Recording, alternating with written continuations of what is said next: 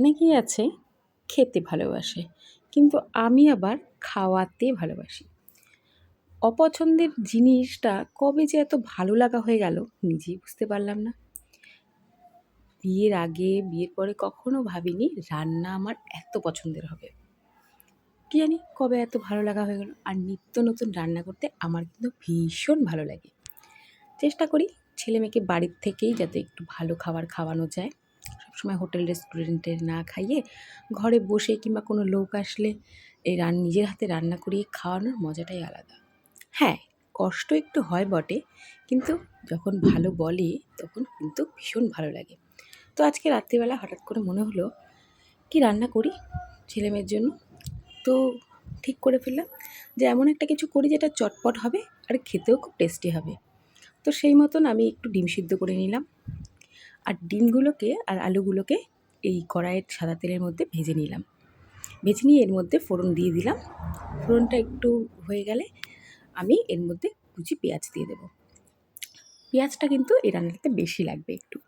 আর হ্যাঁ, আমি যে চালটা ধুয়ে রেখেছি সেটা কিন্তু আমি 10 মিনিটের বেশি ভেজাবো না, কারণ বেশি ভেজালে ভাতগুলো ভেঙে ভেঙে যাবে। সেজন্য আমি খুব কম টাইমেই ভেজাবো। তো পেঁয়াজটা দেওয়ার পর পেঁয়াজটা একটু ভাজা হয়ে আসলে আমি টমেটোটাও দিয়ে দিলাম। আর এরপরে আমি দিব আদা, রসুন, একটু লঙ্কা বাটা। আমি কিন্তু একটু পেঁয়াজ বাটাও দিয়েছিলাম, তোমরা না দিলেও পারো, আমার কাছে ছিল তো আমি দিয়ে দিয়েছি। তো খুব একটা ঝাল হবে এরকম নয়, খুব একটা মিষ্টি হবে এরকমও নয়, কিন্তু টেস্টটা কিন্তু দারুণ। তো যাই হোক, দেখো এই আদা রসুন সব একটু একটু করে ভাজা হয়ে গেলে, পেঁয়াজ সব ভাজা হয়ে গেলে আমি কিন্তু চালটা দিয়ে দিব, যে চালটা আমি ধরিয়ে রেখেছিলাম। হ্যাঁ, এটা তোমরা বিরিয়ানির চালটা নিতে পারো কিংবা ফ্রাইড রাইসের চাল দিয়েও করতে পারো, গোটা গোটা চালটা যেটা থাকে সেটা দিয়ে। এটা দিয়ে আমি এবার ভালো করে ভেজে নেব। এর মধ্যে কিন্তু আমি হলুদ দিইনি। আর যখন তেল গরম করেছিলাম পেঁয়াজ ভাজার জন্য, তখন আমি কিন্তু অনেকটা ঘি দিয়ে দিয়েছি। এবার এই চালটা দিয়ে এটাকে ভালো করে একটু নাড়াচাড়া করে নেব। চালটা নাড়াচাড়া করে একটু যখন সব কিছু মিশে যাবে, তখন এর মধ্যে আমি যেইটুকু পরিমাণে চাল দিয়েছি তার ডবল জল দিয়ে দেবো।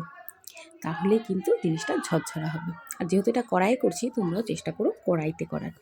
আর হাঁড়িতে যদি পারো কেউ হাঁড়িতেও করতে পারো। এবার এটাকে একটু ভাজা ভাজা হয়ে গেলে আমি লবণ দিয়ে দিয়েছি এর মধ্যে, আর দিয়ে দিয়েছি গরম মশলা গুঁড়ো। আর তারপর আমি এর মধ্যে কাজু বাদাম আর কিশমিশও দিয়ে দিয়েছি। এই জলটা দেওয়ার পর আমি ভেজে রাখা আলু আর ডিমগুলো দিয়ে দেবো। তাতে কি হবে, আলুটাও আর একটু ভালো করে সেদ্ধ হয়ে যাবে। আলুটা ছোট ছোট করে কেটে দিতে পারো তোমরা, আমি একটু বড় করেই কেটে দিয়েছি। তো খেতে কিন্তু সত্যিই খুব ভালো হয়েছিল। আমার মেয়েও বলেছে, আমার হাজব্যান্ড খেয়েছে, যারা খেয়েছে বাড়িতে সবাই বলেছে যে খুব ভালো হয়েছে। কিন্তু অল্পই করেছিলাম, যার জন্য আর সবাই পেট ভরে খেতে পারেনি। তো আরেকদিন করব, কারণ আমি যে কোনো রান্নাই কিন্তু আগে পোস্ট করি না। কারণ ভালো হলে ভালো বললে তবেই করি, না হলে কিন্তু আমি সেটা আর পোস্ট করি না। কারণ খাবারটা খেয়ে যদি ভালোই না লাগে তখন পোস্ট করে কী লাভ। তো সেজন্য আমি খাওয়ার পরেই পোস্ট করি। তো এখানে দেখো আলুগুলো আমি দিয়ে দিচ্ছি আর ডিমগুলোও দিয়ে দেবো। চেষ্টা করছিলাম ঢাকা দেওয়ার, কিন্তু আমার কাছে এত বড় ঢাকা ছিল না, তাই আমি ঢাকা দিইনি।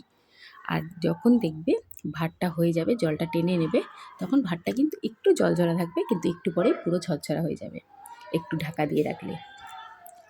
আর এর মধ্যে আমি নামানোর সময় ঘি আর গরম মশলা দিয়েছিলাম, তাতে কি লাস্টের দিকে দিলে পরে ঘিয়ের গন্ধটাও ভীষণ ভালো থাকে। আর ফার্স্টে তো একবার দিয়েই দিয়েছিলাম।